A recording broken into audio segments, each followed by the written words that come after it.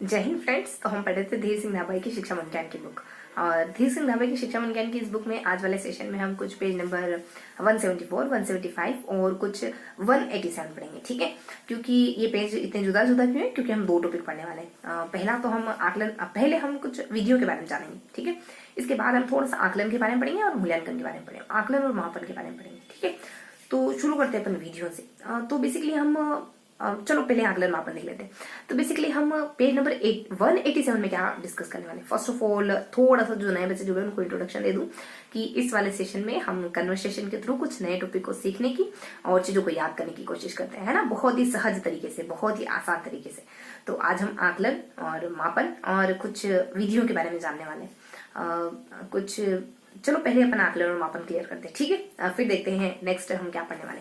तो page number 187 में क्या गिवन, देखो एक एक पेज को डिस्कस करेंगे। पेज नंबर 187 में आपको आकलन के बारे में बताया गया धीर सिंह धाबाई की बुक में, और मापन के बारे में बताया गया। आकलन क्या होता है, मापन क्या होता है, डेफिनेशन भर है और थोड़ा सा आकलन के प्रकारों के बारे में बताया गया। तो क्या होता है आकलन, क्या होता है मापन। देखो आकलन कहा गया है कि सूचनाओं को गैदर करना आकलन होता है। वहीं मापन के लिए कहा गया है कि मापन क्या होता है बेसिकली, तो मापन आपके व्यक्तित्व को एक संतुलित रूप प्रदान करता है और हर वो चीज जो एग्जिस्ट करती है उसका हम मापन कर सकते हैं। और फिर कहा जाता है कि वस्तुओं के विभिन्न आयामों को प्रतीक देना ही मापन होता है। ये अलग अलग शिक्षाविदों की परिभाषा है ना। क्रमशः बताऊं तो कुछ थोंडाइक ने कहा है, कुछ मिल ने कहा है, कुछ एक मोरेल ने कहा है ना। तो ये तीन परिभाषा जो मैंने आपने बताई है ना, ये इन्हीं शिक्षाविदों के द्वारा दी गई मापन के बारे में। क्रमशः ध्यान कैसे रखोगे, तो कुछ मिल है, थोंडाइक है और मोरेल है। मान लो आपको मिलो चलना पड़ा डाई लेने के लिए, है ना, मोरेन कंपनी की, ऐसा कुछ ध्यान रखो। ठीक है, अब इनके द्वारा क्या कहा गया, तो बराबर का चिन्ह ध्यान रखोगे, यानी व्यक्तित्व को संतुलन प्रदान करती है। नेक्स्ट में आप कुछ ई से ध्यान रखोगे, एग्जिस्टेंट, हर वो चीज जो अस्तित्व में है उसका मापन किया जा सकता है। देन अगेन आप थोड़ा सा एक कोई सिंबल बनाओगे माइंड में, है ना। मान लो अशोक चक्र का एक सिंबल बनाना, है ना, ये जैसे कि तिरंगे का सिंबल ध्यान रखोगे। तिरंगा किसका प्रतीक हो गया, हमारी नेशनलिटी का, हमारे देश का। तो इस तरीके से प्रतीक, विभिन्न वस्तुओं के आयामों के जो प्रतीक होते हैं वही मापन होता है। ठीक है, तो इस तरीके से कुछ तीन शिक्षाविदों के द्वारा कुछ अलग अलग परिभाषा दी जाती है मापन के लिए। ठीक है, तो ये बेसिक बातें पता चली हमको मापन के बारे में।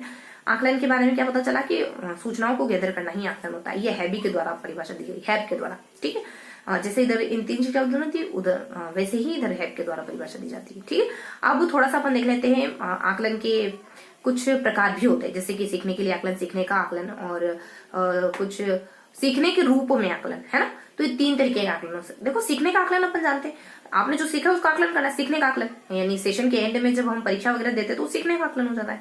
और सीखने के लिए आकलन, आप सीख रहे हो, बीच बीच में आपका आकलन करा जाता है ताकि सीखने के लिए आपका आकलन हो सके, है ना। आप सीखने के लिए आकलन कर रहे हो ताकि आप आकलन करो और सीखो, आकलन करो और सीखो, आकलन करो और सीखो। इस तरीके से कुछ इसका कॉन्सेप्ट होता है, सीखने के लिए आकलन। ये पढ़ाई के बीच में होता है। इसमें ग्रेड वगैरह तो नहीं देते, हालांकि ग्रेड तो लास्ट वाले देते, जो सीखने का आकलन था ना वहां देते हैं ग्रेड। तो इसमें ग्रेड वगैरह नहीं देते, इसमें आपकी गलतियां कहाँ रह रही है वो फाइंड करने की कोशिश करी जाती है, उनको क्योर करने की कोशिश करी जाती है। दो तरीके का हो सकता है, रचनात्मक और निदान नहीं, रचनात्मक और एक कुछ निदानात्मक और रचनात्मक, है ना। उपचारात्मक और निदानात्मक नहीं, निदानात्मक और रचनात्मक है, थोड़ा सा ध्यान रखेंगे। इसके अलावा एक, ये तो सीखने हेतु हो गया, सीखने का हो गया। अब सीखने के रूप में आकलन, है ना। तो आपका जो आकलन हो रहा है वो सीखने के रूप में ही हो रहा है, मतलब सीखना ही आपका आकलन है, सीखना ही आकलन है सीखने के रूप में, यानी असेसमेंट एज ए लर्निंग, है ना, असेसमेंट एज ए लर्निंग, यानी सीखने के रूप में आकलन, है ना। तो कैसे ध्यान रखोगे सीखने के रूप में आकलन, बेसिकली है ना। इसमें क्या कोर थीम होती है कि सीखने के रूप में आकलन में आप कह सकते हो कि सीखने के रूप में आकलन,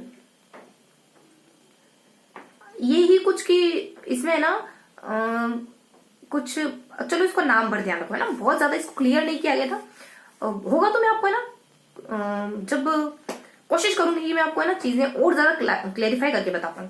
बुक में है ना बहुत सारी चीजें हम उतना स्पष्ट समझ नहीं पाते। कोशिश हमें ये करनी चाहिए कि हम चीजों को उसकी कोर तक समझ पाए, है ना, एक थीम समझ पाए उसकी, ताकि अगर क्वेश्चन घुमा फिरा के भी आए तो अटेंड करने की कंडीशन में हम रहें। ठीक है, तो ये वाला थोड़ा बेस रखेंगे, बहुत ज्यादा स्पष्ट नहीं है लेकिन ध्यान रखेंगे आकलन के तीन प्रकार होते हैं। ओके, अब थोड़ा सा अपन देखते हैं पेज नंबर 180 कुछ 174 और 175। देखो 174 और 175 में हम क्या देखते हैं, यहाँ बेसिकली हम शिक्षण की व्यू रचनाएं पढ़ रहे थे, है ना, शिक्षण की विधियों के बारे में, मतलब शिक्षण व्यू रचनाएं। तो शिक्षण की व्यू रचनाओं में हमको क्या देखना था बेसिकली, तो कुछ कुछ हमने देखो इससे पहले वाले हमें हमें यहाँ क्या कवर करना था बेसिकली। तो यहाँ अपन कवर करेंगे शिक्षण व्यू रचनाओं में कुछ कुछ शिक्षण व्यू रचना। हाँ, थोड़ा सा अपन एक कुछ टीएलएम के बारे में जानेंगे। टीचिंग लर्निंग मटेरियल की एक सारणी है, प्रक्षेपी क्या होती है, अप्रक्षेपी क्या होती है, शाब्दिक रूप से सीखना क्या होता है, मतलब सीखते कैसे हैं बेसिकली ये जानेंगे। और इसके अलावा कुछ विधियां जानेंगे, जैसे लोकतांत्रिक विधियां कौन सी, बहुत ही आसान सी विधियां, कुछ भी नहीं इनकी विधि में, आपने बहुत बार सुन रखा होगा इन विधियों के बारे में, ठीक है। तो देखो कौन कौन सी विधियां, कुछ तो प्रभुत्व वाली होती है, कुछ लोकतांत्रिक होती है। प्रभुत्व वाली व्याख्यान देना और अनुवर्ग करना और प्रदर्शन करना, ये सब प्रभुत्व वाली, क्योंकि इसमें टीचर सेंटर में, व्याख्यान में टीचर है और प्रदर्शन में भी लगता तो ऐसा है कि इसमें बच्चा सेंटर में होगा, लेकिन ऐसा नहीं, क्योंकि इसमें ना टीचर ही दिखाता है तो बच्चे को कुछ करने का मौका नहीं मिलता। ये भी हमारा टीचर सेंटर होगी।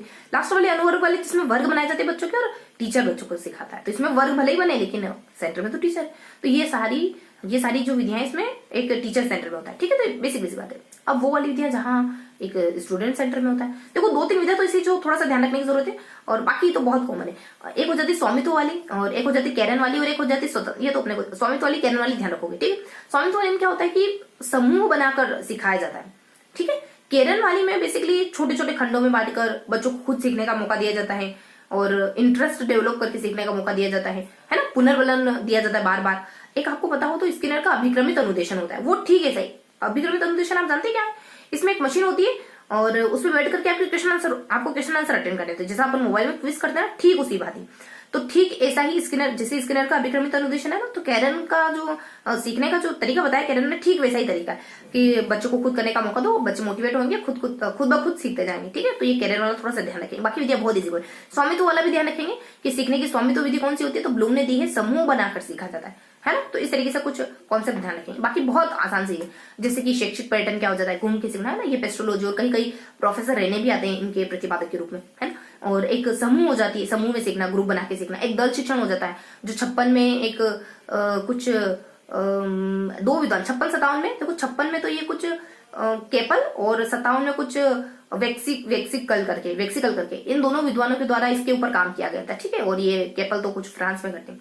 वहीं अपने सूक्ष्म शिक्षण जानते हैं आप, माइक्रो टीचिंग, है ना। पासा और शाह में, बस थोड़ा पासा और शाह ने इसको भारत में, पासा और शाह इसको भारत में लेकर आए थे, है ना। बाकी पढ़ी रखा है, बहुत ज्यादा डिस्कस नहीं करेंगे यहाँ पर।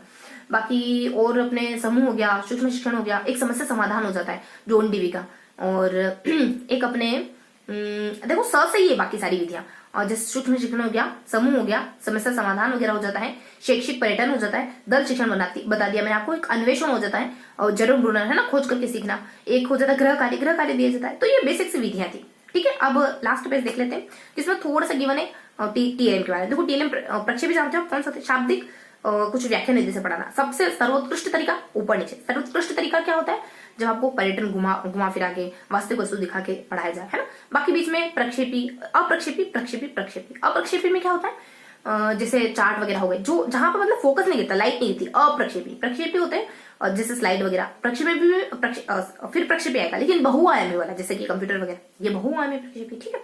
तो ये कुछ टीएलएम के प्रकार होते हैं। वहीं कुछ एक दो छोटे छोटे कॉन्सेप्ट और ध्यान रखो, है ना। जैसे व्यक्तिगत अनुदेशन प्रणाली क्या होता है, ये बेसिकली कैरन के द्वारा दी जाती है। इसमें बच्चों को, ये चाइल्ड सेंटर्ड है, और इसमें बच्चे मतलब खुशी खुशी सीखते हैं, रुचि के अनुसार सीखते हैं, छोटे छोटे खंडों में मोटिवेट होकर। कॉलेज के बच्चों के लिए टीचर और बच्चे के बीच की दूरियां कम हो जाती है इसमें। बाकी आप ऑडियो वाली जानते हो, ऑडियो वाली, बस अब नाम ध्यान रखो, बस फिनिश करते हैं। जो ऑडियो सुन के सीखते हैं, ये किसने बताया है, तो ये कोई विद्वान है अपने लिथवेट करके, उनका कॉन्सेप्ट है। और वही मशीन मतलब क्विज करके, जैसा मोबाइल में अपन करते हैं, ये किसने दिया, तो एक प्रेस ने दिया। प्रेस क्या है, आयरन का एक मशीन है, तो ध्यान रखोगे। वहीं एक होता है अनुभव से सीखना, ये कुछ गेले ने दिया है ना। तो ये नाम भर ध्यान रखोगे। इसके अलावा कुछ अंतःक्रिया द्वारा सीखना, ये बेसिकली एक विद्वान हो जाते हैं अपने कैलेंडर करके, उनका कॉन्सेप्ट है। वहीं एक ग्लोब करके कॉन्सेप्ट है, ग्लोब विद्वान की वजह से नाम ग्लोब पड़ा है। बाकी इसमें होता क्या है कि बच्चे की शाब्दिक और अशाब्दिक दोनों ही व्यवहारों को मापा जाता है, मतलब देखा जाता है बच्चा क्या एक्टिविटी कर रहा है क्लास में। तो ये कुछ बेसिक बातें थी, ठीक है। तो ये था हमारा आज का सेशन, जिसमें हमने कुछ 174, 175 और 187 इन 3 पेजेस को कवर करा है, ठीक है। जिसमें हमने थोड़ी सी विधियां जानी, बहुत आसान सी विधियां, सिर्फ प्रतिवादकों के नाम ध्यान रखने, और कुछ टीएलएम के बारे में जाना कि टीएलएम इतने प्रकार के हो सकते हैं, और टीएलएम के साथ कुछ लगती हुई अदर जानकारी, और थर्ड पेज हमने जो सबसे पहले देख लिया आकलन और मापन के बारे में, ठीक है। तो आई होप चीजें आपको क्लियर हुई होगी। अगर अब आप बुक पढ़ेंगे ना तो चीजें आपको बहुत अच्छे से पता चलेगी है और स्पष्ट हो जाएगी। तो मैं आपको लिंक प्रोवाइड करवा दूंगी इस बुक का, आप बुक रीड करेगा है, एक बार गो थ्रू होइएगा पूरी बुक से, इन पूरे 3 पेजेस से, ठीक है। तो आज का सेशन यहीं खत्म करते हैं, ठीक है। तो बस दिल लगा कर पढ़ाई करते रहिए, हंसते मुस्कुराते रहिए, फिर मिलेंगे ऐसे ही अगले वीडियो में, तब तक के लिए जय हिंद।